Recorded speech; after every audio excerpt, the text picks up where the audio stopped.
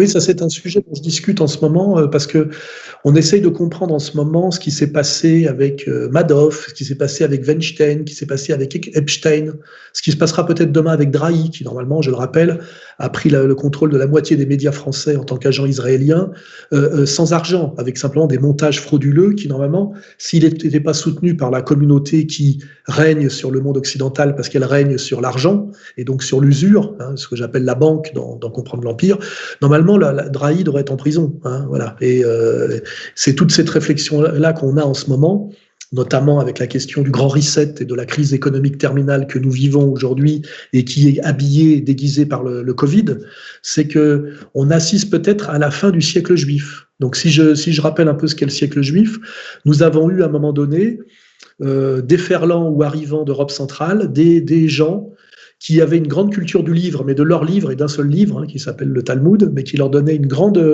plasticité d'esprit par la virtuosité, je dirais, dialectique, et qui se sont jetés sur l'Europe occidentale chrétienne, et d'ailleurs qui ont beaucoup fasciné l'Europe occidentale chrétienne, qui devait être fatiguée pour des raisons qu'il faut étudier. Ces élites étaient à bout de souffle, et ont pris le pouvoir, je dirais, symbolique dans ce siècle, la triplette que je vais rappeler de Marx, d'Einstein et de Freud. Hein. Et on a vécu sous le règne de cette triplette. Moi-même, d'ailleurs, je me suis passionné pour ces trois penseurs. Einstein un peu moins parce que j'ai pas le niveau en mathématiques, quoique quand on creuse, on voit qu'il ne l'avait pas non plus. C'est sa femme qui l'avait, pas lui. En tout cas, je me suis passionné pour le marxisme, que je trouve une pensée très intelligente.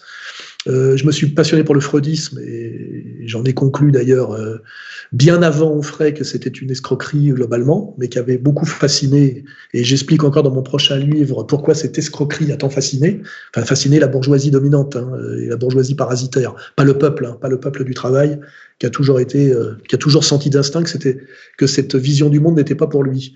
Voilà. Donc, Marx, on sait ce qu'il en est advenu. Marx a donné l'URSS et l'épopée, l'expérience soviétique. Et là, je crois que le prix Nobel de littérature, Solzhenitsyn, nous explique très bien dans 2 siècles ensemble le bain de sang que ça a été, le totalitarisme que ça a été et le rôle fondamental qu'y ont joué les juifs laïcisés. D'ailleurs, récemment, si vous regardez, peut-être on le remettra en post-production, Poutine a très habilement rappelé à la communauté juive russe orthodoxe qu'il était très dangereux pour elle de se mêler des affaires des goïs et que ça avait amené le bain de sang, la catastrophe de l'URSS, et qu'il fallait peut-être qu'ils en tirent les leçons et qu'ils ne se remêlent pas des affaires des autres. Hein.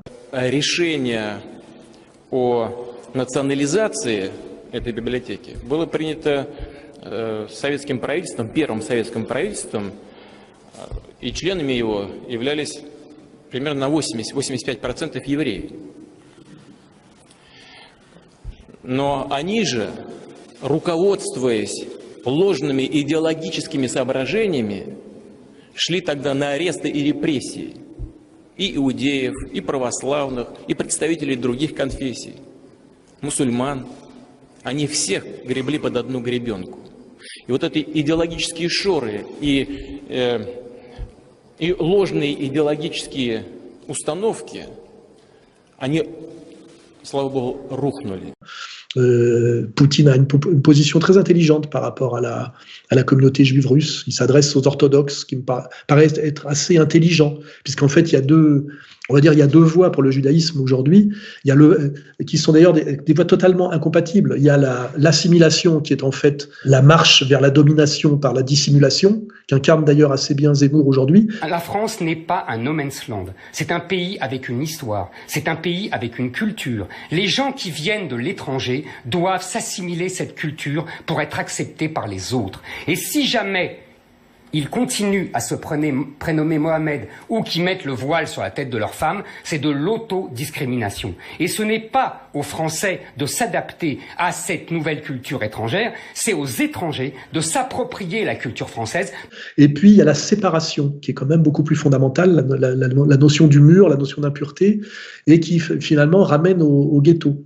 Ce qui est d'ailleurs intéressant, c'est qu'aujourd'hui on conçoit les sionistes comme les plus violents, alors qu'en fait ils sont pour un ghetto géant qui s'appellerait Israël. Ils le reproduisent entièrement, y compris avec le mur.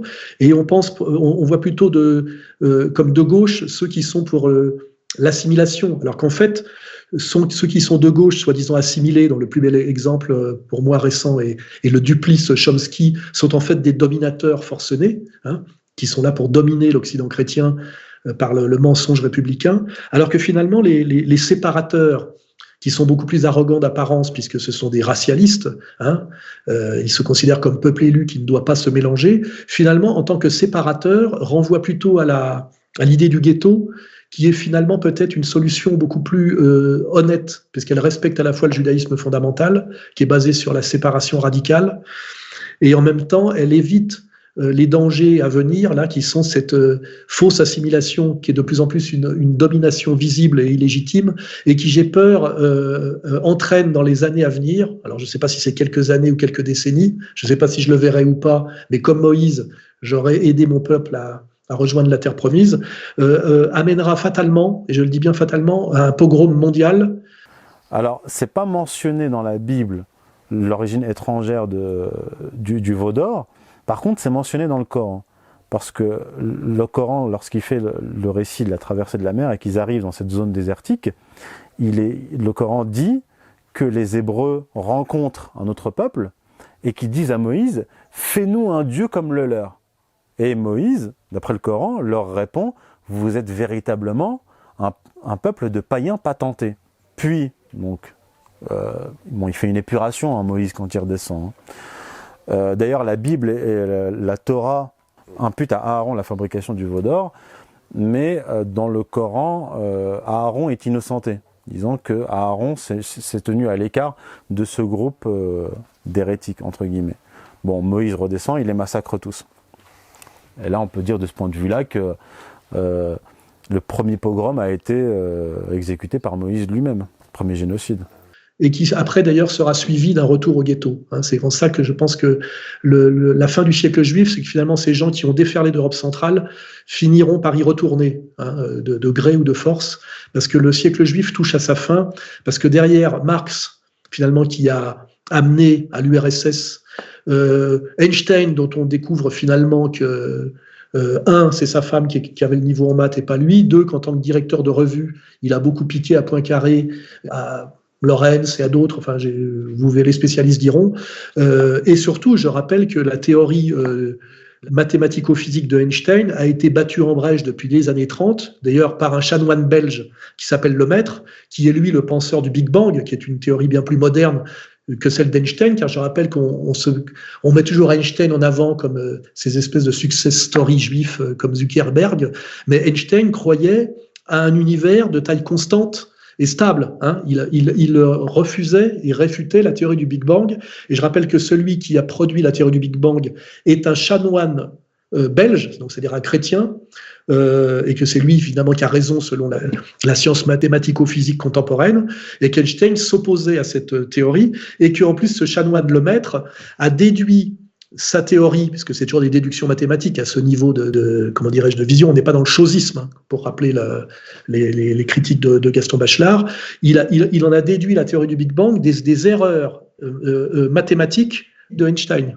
C'est-à-dire qu'il a puisé la théorie du Big Bang dans les erreurs de calcul d'Einstein. Donc Einstein n'est pas du tout le type en pointe aujourd'hui en mathématico-physique.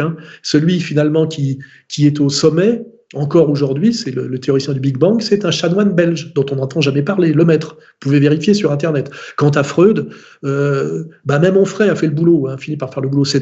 On peut le dire, c'est globalement un type qui a essayé de vendre à la bourgeoisie occidentale comme quelque chose d'universel, en fait, quelque chose qui était de l'ordre de la psychopathologie juive.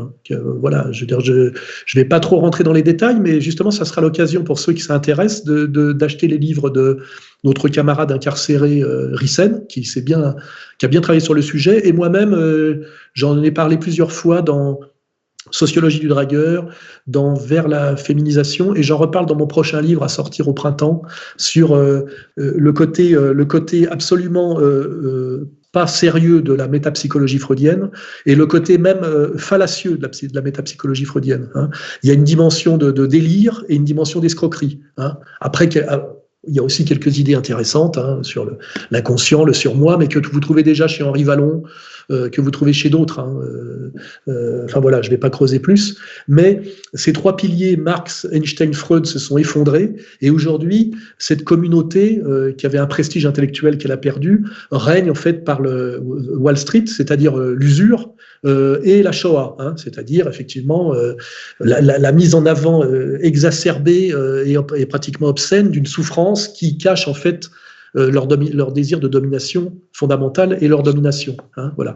Et je rappelle que sur l'usure, c'est-à-dire le prêt à intérêt, à la fois Aristote et tous les pères de l'Église montrent bien que c'est la porte par laquelle rentre le diable dans la société et c'est la porte à la domination diabolique.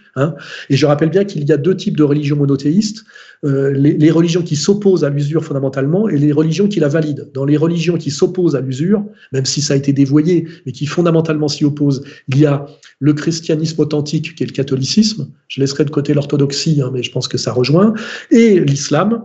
Et de l'autre côté, ceux qui valident l'usure, il y a le judaïsme et ce catholicisme dévoyé qui s'appelle le protestantisme. Et je rappelle que le moyen de domination mis en avant dans la Torah dès le départ, c'est le prêt à intérêt. C'est comme ça que la communauté va dominer le monde. C'est bien dit, ça ne sera pas par une supériorité intellectuelle ou une supériorité de virilité guerrière, mais ça sera par le prêt à intérêt.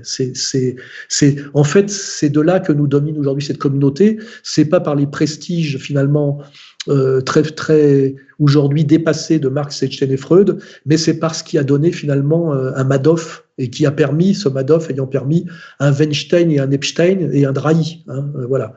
Puisque je rappelle que derrière Epstein, qui était un tenancier de bordel, il y a ce qu'on appelle le méga groupe. Et pour ceux qui veulent savoir ce que c'est que le méga groupe et en quoi ça illustre parfaitement la domination communautaire sur le monde par la perversion et le chantage, vous pouvez vous plonger dans Faits et Documents, puisque Faits et Documents a fait totalement le travail sur ce sujet-là aussi.